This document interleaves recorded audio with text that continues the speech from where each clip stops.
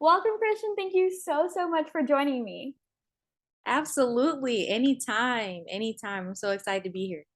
So, I'd love to talk to you about our first topic.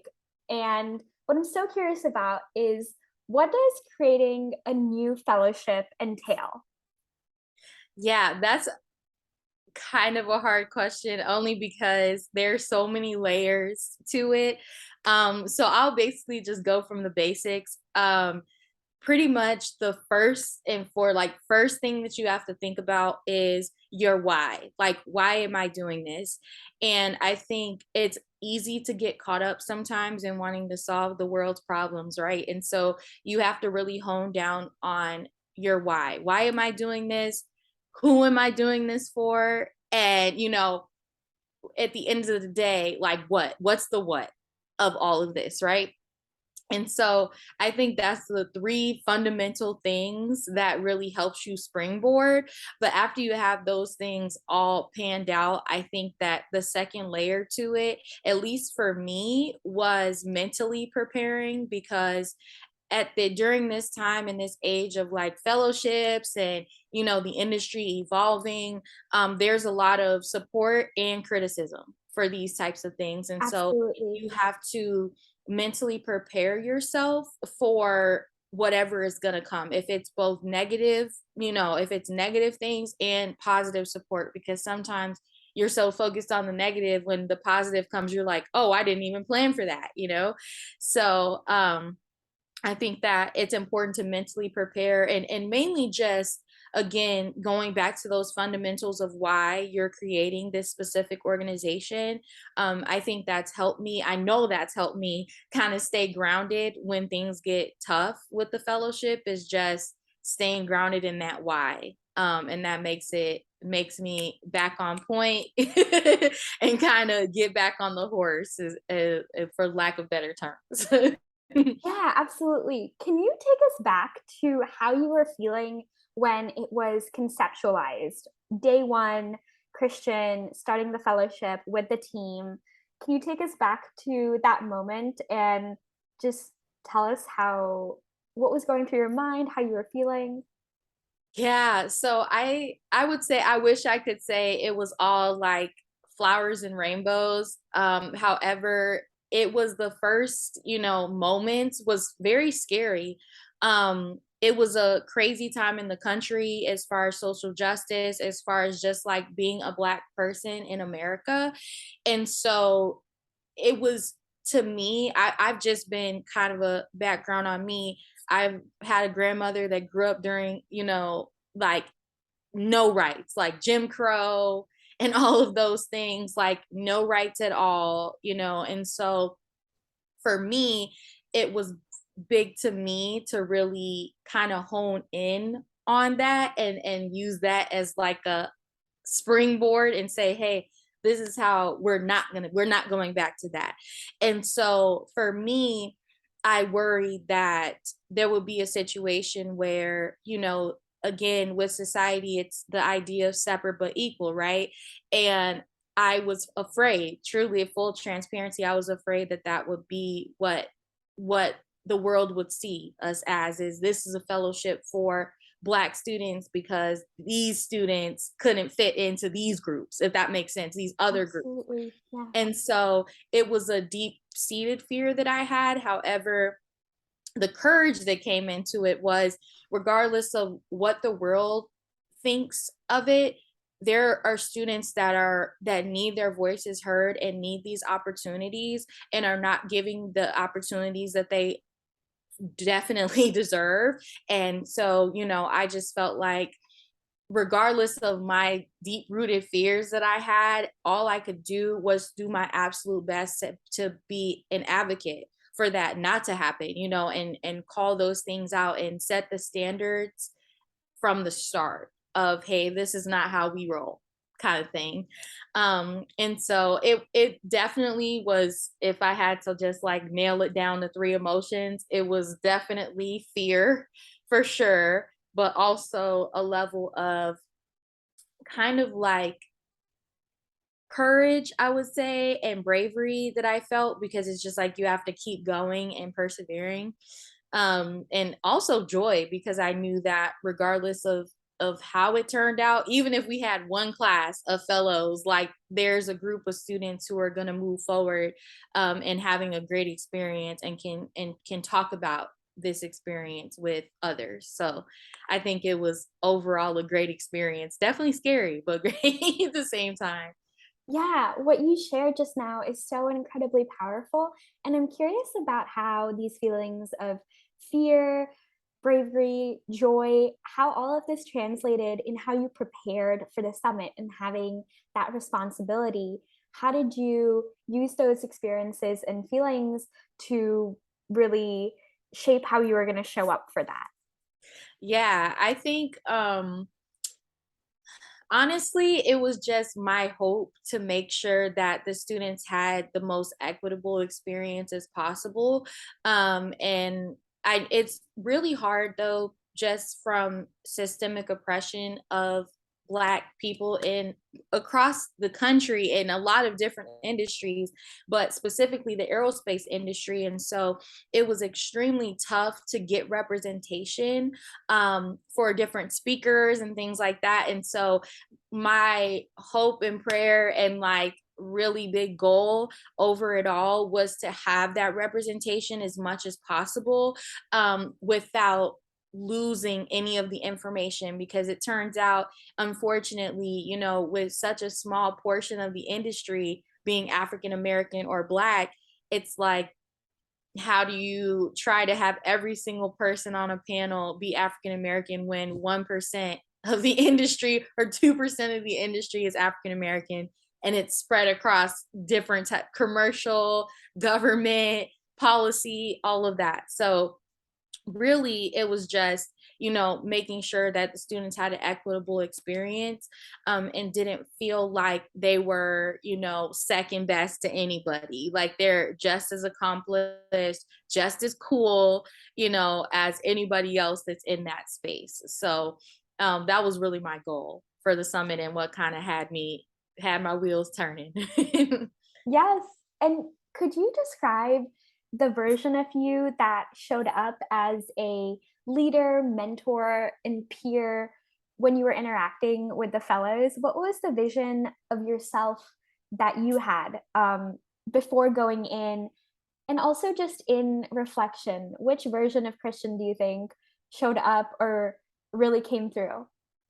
Definitely. I think my main goal always is to be, almost like a big sister. Like I know I'm young and I'm very close. I'm in this weird space in my life where I'm old enough to have some experience under my belt to give great advice to, younger college students or even students that are graduating and younger, but also, young enough to understand the struggles that you go through, right?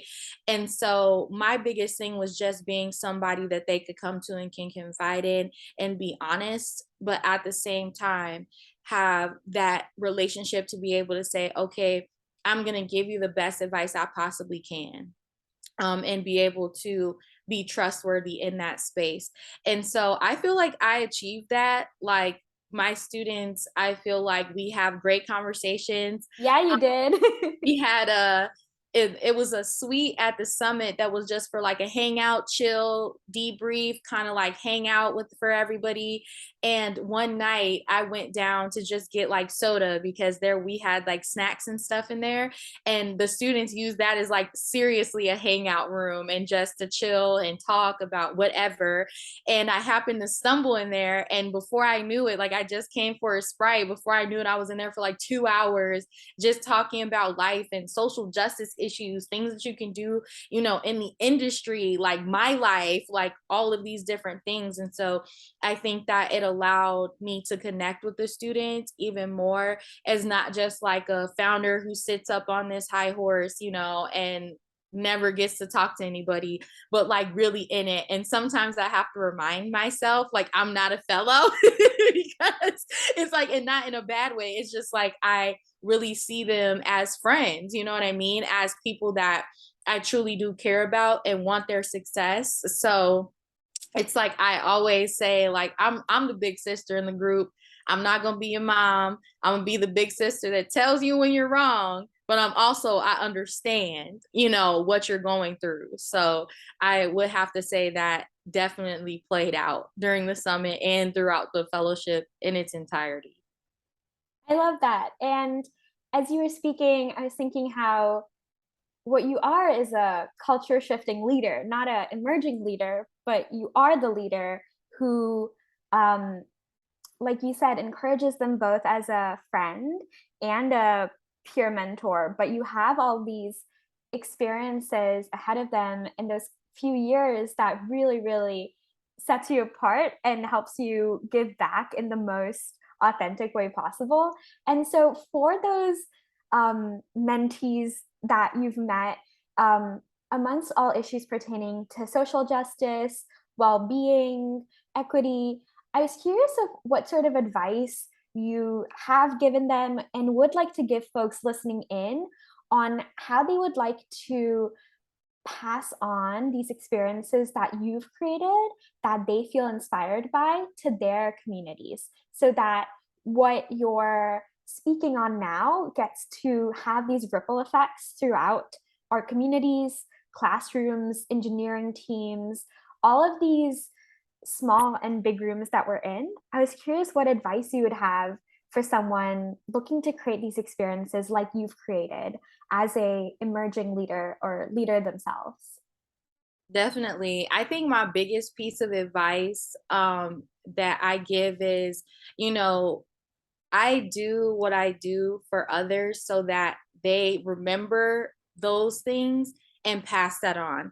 And so when I give my most authentic self and say, "Hey, I'm here for you. If it's, you're crying, you need to talk at 10 o'clock at night. I may be a little sleepy, but I'm listening," like whatever that does, to make you feel included and seen, I feel like remember that and that's the advice I got, from my mentors and the people that, spent hours and hours talking to me and brainstorming with me and, you know, using their lives as inspiration to me.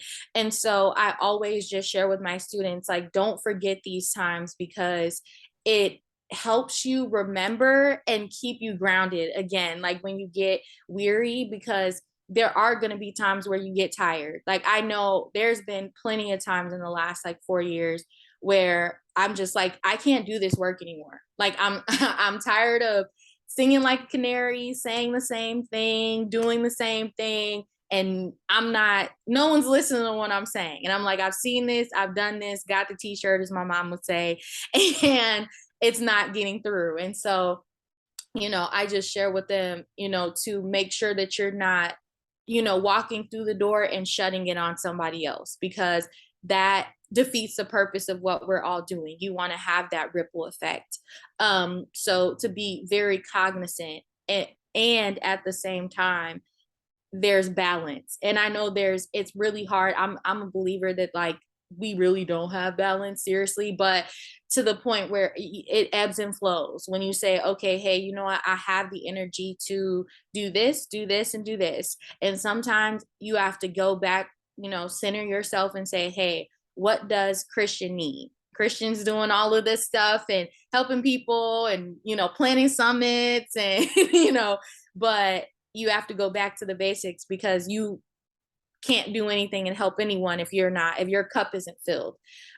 So I always tell them those two things, like don't walk in a door and shut it for others.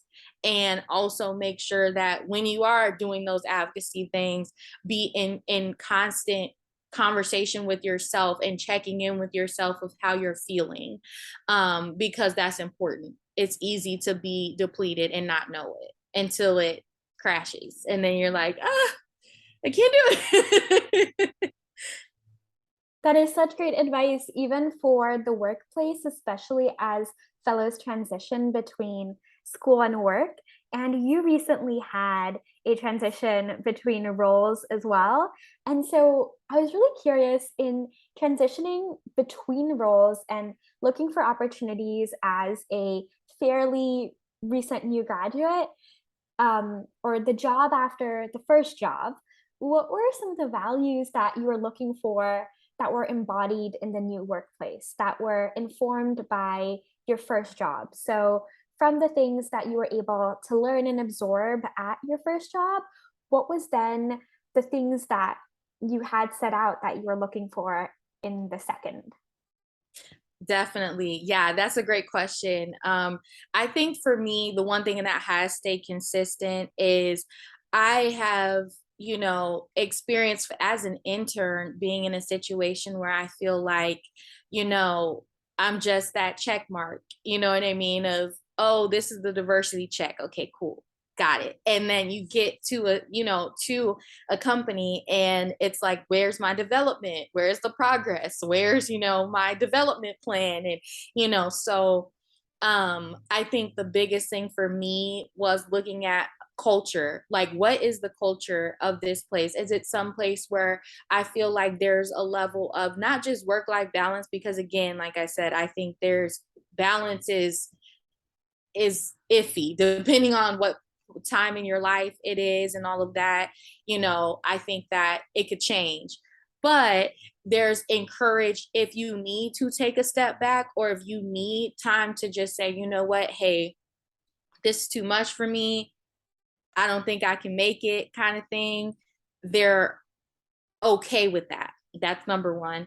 Number two, as far as inclusion goes, just an effort. Like, I think there's a lot of times where I've seen companies that will plaster diversity, diversity, diversity, equity, inclusion all over. And when it comes times for, in the year where it's like a month for a specific, nationality or specific group of disenfranchised people, that it's like, oh yeah, diversity, we love it. And then when you start looking at the fundamentals of what that looks like, it's not there. It doesn't And exist. so Yeah. seeing effort being put forth, at least, and I don't expect answers, all the time. Like, I don't have all the answers. Why would I expect you to have all the answers?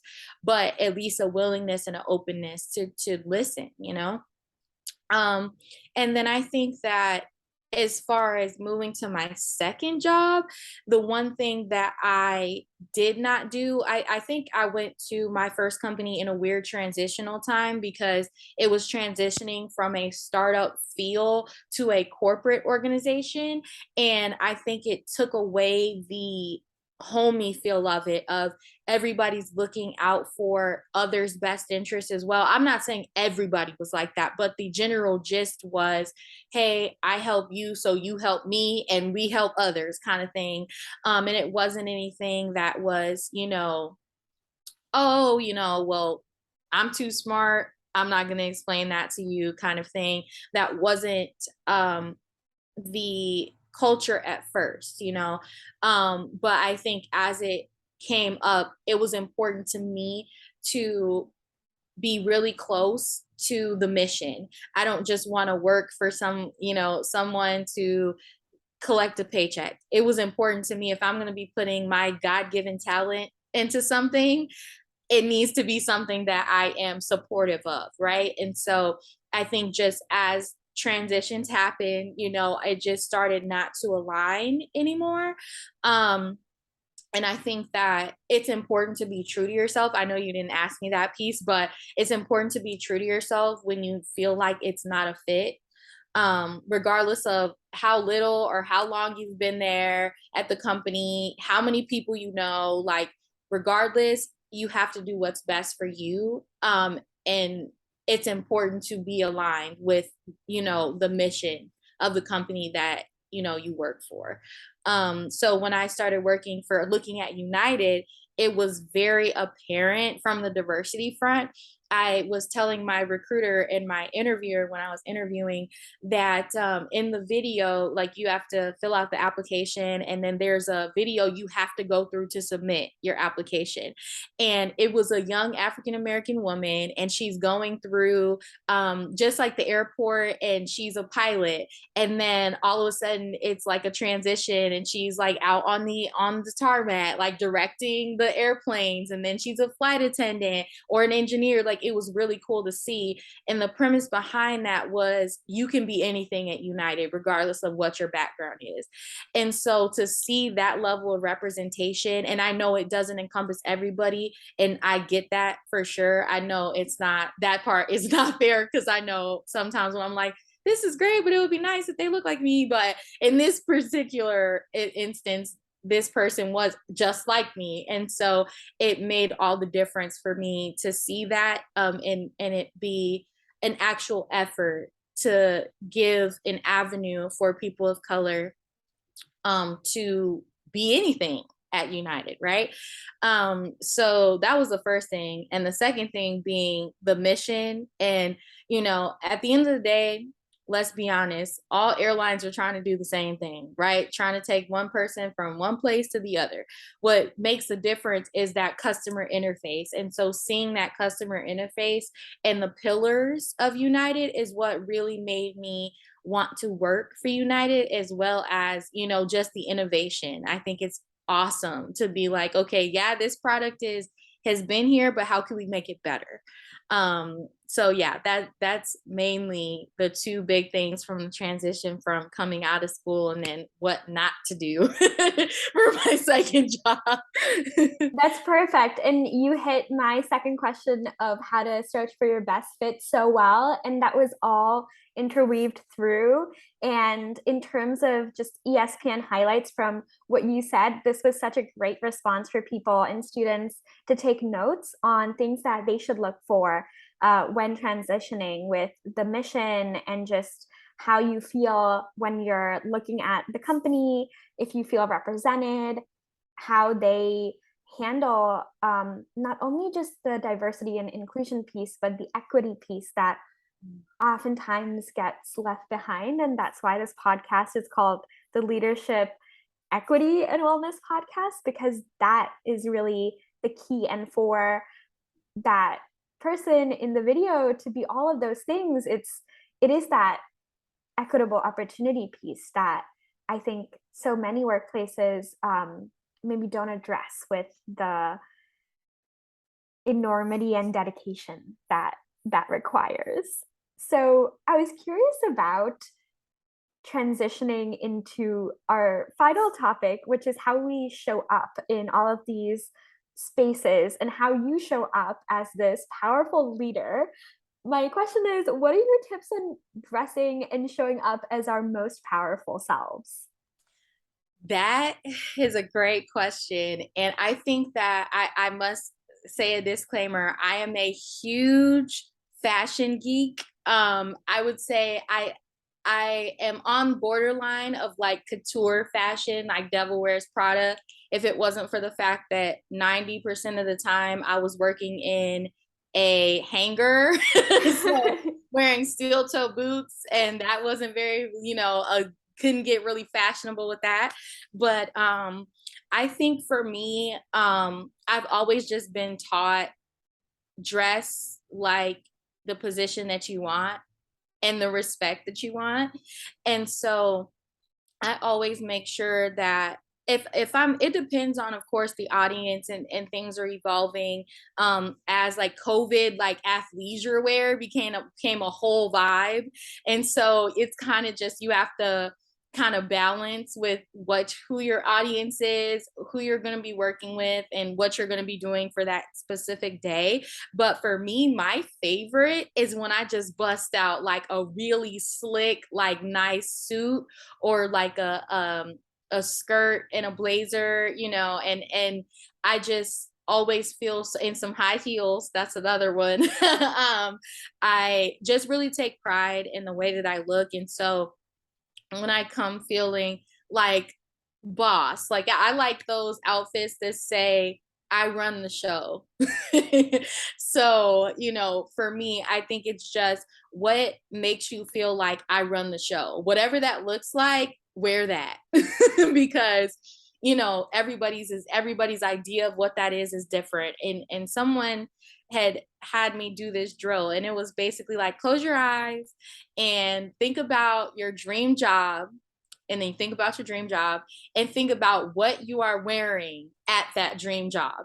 And whenever I close my eyes and I think about that, I always think of like a big screen, like in a big conference room, and like talking to a bunch of people around a table, like a Mm-hmm. big boss, we make big decision tables, and wearing like an all white suit, I like love that. all Wow. white, high heels, like red lipstick, kind of going. And so that's honestly what I think, just as far as whatever makes you feel like I run the show and I'm supposed to be here and I'm the big boss. You don't have to say it. It's just what makes you feel like that on the inside. That's important to do that every single time that you're in spaces, especially when you feel like you're not in that space, especially as a person of color or, gender minorities. I think it's super important to do that because it's a reminder for yourself. How can I look this good and be this small? That's not how that works. Exactly. There we go. So I was curious about how you began to define this personal style and how that's evolved through your experiences in the industry you're in, and how you continue to be able to carry that vision for yourself while also knowing that today might be a steel toe boot day, but the heel and white suit day is coming too. How do you sort of carry those two visions, and how has your style evolved? Definitely. I think it's en route. Like my parents were two spiffy people. Like, I mean, dressed to the nines. Like my mom didn't start wearing gym shoes. I don't think I saw her wearing gym shoes until I was maybe in high school. She was constantly in heels. My dad was constantly in suits and, Ferragamo dress shoes, like really, really dressed to the nines. And so I always saw that when they were going to work. And so for me, I was, as a little girl, I always thought, oh, that's what you're supposed to look like. That's what adults do when they go to work. Right. And so I kind of carried that. And I also, for me, I love pops of color. Pink is my favorite color. And I literally, if my life could be in pink, I would be okay with that. Um, and so it took me a while to get comfortable with it because you stick out, right? Pink is a color that makes you stick out. And so I wasn't quite sure, especially being African American, how does that look? When you see someone walk in, does it come off intimidating? Does it come off silly? Does it come off stupid? Does it, you look dumb, And so for a while, I didn't really feel comfortable just being myself in that space. And then after a while, it was around maybe 2019, 2020, where I was just like, you know what? This is me and this is cute. So there's nothing wrong about, me wearing a pink suit. I, that's my personality. It's not inappropriate. It doesn't make me any less smart.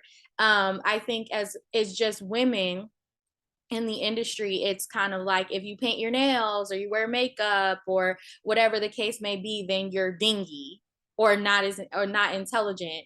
But then at the very same token, it's like also women in the industry that feel the same way. It's like a lack of support on both ends. And you have to have the mental capacity to say, you know what, this is me and who I am. You don't have to be this way, if you Exactly. don't want to, but Mhm. empower both, in that journey. So I think that overall it's evolved because when I worked for Virgin Galactic, like I said, I had to wear steel toe boots. And so I would just kind of like spruce it up a little bit. Like I had a cute little like green little lace that I There we had on my black steel go. toes. or, have a cool shirt, like that had something cool on it, or, wear like athletic gear, but be like Virgin Galactic. So like a cool polo or a nice zip up or something like that. It's like you're still spiffy, but not like fancy, if that makes sense. Yes, Um, absolutely. yeah, so that's really been the evolution. But now that I'm back in a corporate space in a building, in one of the tallest buildings in Chicago, I get to wear like business clothes, which really excites me. I get to take the train like a big girl and wear my business suit. So I definitely can kind of have an intertwine of both of those things. Now my closet is very diverse when it comes to outfits. So I'm so excited to see this, and that sounds so exciting to me. definitely. Yeah, I have must say, just from a personal perspective, like I went from, college t-shirts and shorts, like all the time, some sneakers, to having like, okay, when I go out, I need to look like cute casual, like Mm-hmm. I have a decent paying job, Mm-hmm. But sometimes I'm like, I don't care. T-shirt and shorts is what it is. It's hot. There we go. So, in the context of everything that you shared today, I wanted to ask you some rapid fire questions. The first one being, what does wellness mean to you? Yes, wellness means to me, whatever your center is, and it's hard to explain it. I feel like it's different for everybody, but when I feel like I can say from a percentage wise, a good 80% of the time, I'm joyful and happy. Not that everything is going well and life doesn't throw things at you, but just overall, that's when I feel like I'm well and that I'm able to sleep, I'm eating well, I am able to communicate effectively, because sometimes when I'm not well, my communication is completely off. There's attitudes, there's I'm annoyed, and or burnt out, where you're extremely tired. So I think it's just where your center is, where you feel like most rejuvenated, is what I consider wellness all around. Wow, thank you so much for sharing. And what I'd love to know is, being this culture shifting leader, what does effective leadership mean to you? I think that effective leadership is servant leadership. And I say that because there's a lot of times where, as a leader, you want to just point, point, point, right? And it's like, you do this, you do that, you do this, you do that. And I think that for me, the best leaders that I've met are servant leaders, where they're willing to get out with the people that they lead and say, hey, you know what? This is what we need to do, and you're right out there. If there's, hey, we need more mentors to make this, this operation go around, I'm going to step in when need be. Or, at the end of the day, I'm not just going to say one thing and do another.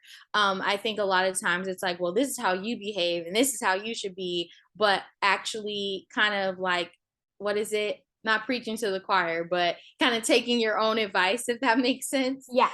So I think that that's really kind of what I think about effective leadership, and being able to communicate and take honest feedback. I think that's something that leaders tend to lack, um, as well as integrity, like all around, just unshakable integrity of the idea that, and it's not just, oh, I tell a lie or whatever. It's not just that. It's, I'm consistent. The same person that I'm with you, I bring into all the spaces that I'm in. Yes. Of course, with variation. You can't, like, what you are on a Saturday night, you can't probably bring that to work. Maybe you can. I don't know. Maybe. Occupation, but just being true, to your morals, and true to what exactly you are standing for, I think is very important in effective leadership. I love that. Thank you. Well, Christian, this was amazing. And I was wondering if you could let the listeners know how they could reach you. I can add that in the show notes so that they always know how to grow alongside you and learn from you. Definitely. So I'm kind of an old lady. So I'm on Facebook. If it comes to personal, I'm on Facebook and LinkedIn. So always Christian Jones, feel free to reach out. And I'm always looking for connection. So feel free to request me on either one. I promise I'm not crazy. My Facebook is it's very professional. It's like personal professional, you know. There we go. Yes. No drunken Saturday nights at all. Nothing like that if I had them. But um also my email. So if you want to contact me personally, usually I go by Chrissy400jones at gmail.com. But if it's on a, want to know more about the fellowship or any of my diversity work, feel free to reach out to Khristian at pgsffellowship.org. And I'm more than happy to take any emails, set up calls, whatever the case may be. So yeah, that's a few ways you can contact me. That's incredible. Thank you so much for joining me today, Khristian. I'm so grateful for your time. Thank you so much for having me. I appreciate it so much. Like I love the time that we had together and all the questions that we went through. And I really hope that this is helpful to someone out there that I don't know of just yet. But Oh, it absolutely will be. Thank you. thank you.